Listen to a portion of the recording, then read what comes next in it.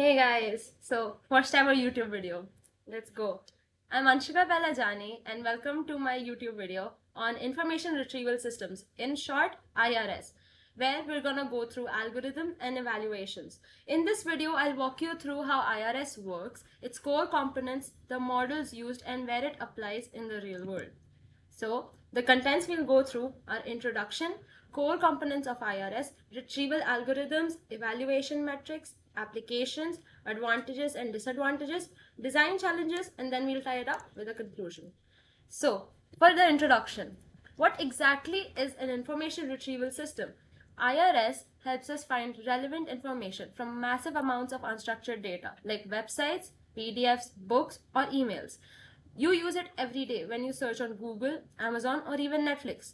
Unlike databases that expect exact and structured queries, IRS can understand vague or natural language input, like movies with a strong female lead.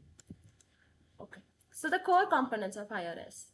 IRS works in steps. First is document collection. It gathers raw data from sources like web pages and documents. Then comes pre-processing. This is where it cleans the data using techniques like tokenization, stopword removal, and stemming. Indexing follows after, where it builds an inverted index, which is like a smart dictionary that maps words to the documents they appear in. Next is query processing. When you type a search, the system interprets it and matches it with the index. Finally, in matching and ranking, the system finds the most relevant results and sorts them usually by a score. Here there is a flow diagram for how the processes go through. Then we have some retrieval algorithms. First is the Boolean model, which is the simplest model of these all. It just checks if your query terms are present using and, or not.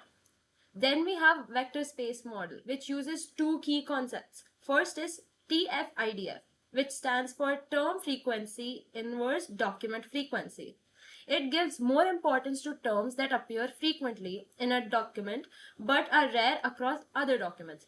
Then we have cosine similarity, which measures the angle between the document and the query vectors. It tells us how similar they are in meaning, even if exact words don't match. Then we have a probabilistic model like BM25, which stands for best match 25. This estimates how likely it is that a document is relevant to your query. It adjusts score based on how many times a term appears and how long the document is. Then we have modern methods like BERT, and LTR. BERT stands for bidirectional encoder representations from transformers.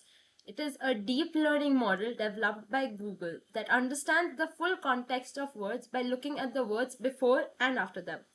This makes it great at understanding natural queries. LTR stands for learning to rank. It's a machine learning method that uses real user interactions like clicks or likes to improve how search results are ordered over time. Then we have some evaluation metrics. This is to judge how well an IRS works.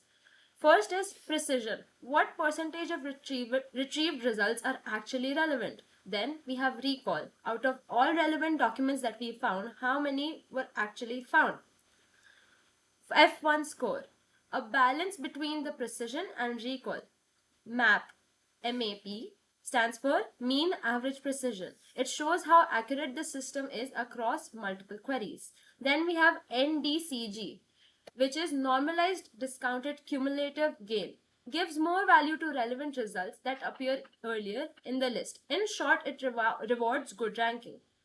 Then we have some applications for IRS, which is in Google or Bing for general web searches, or Amazon and Flipkart to match products to user searches, in Google Scholar for academic research, in hospitals to retrieve patient records or research.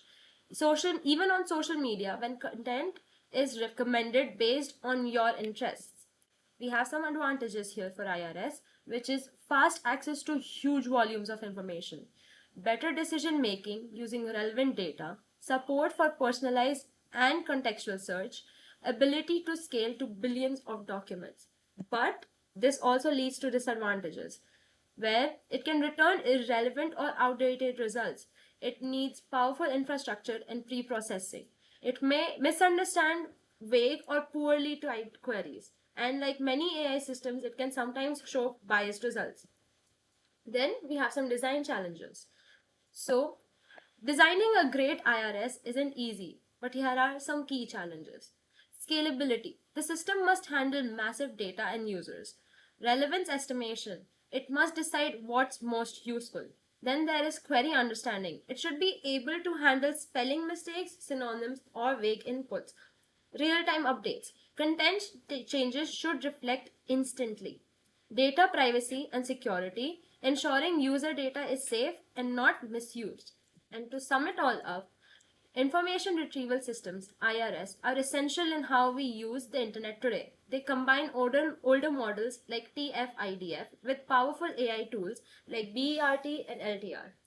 And as our digital world grows, IRS will keep evolving to be faster, smarter, and more user focused. Thank you.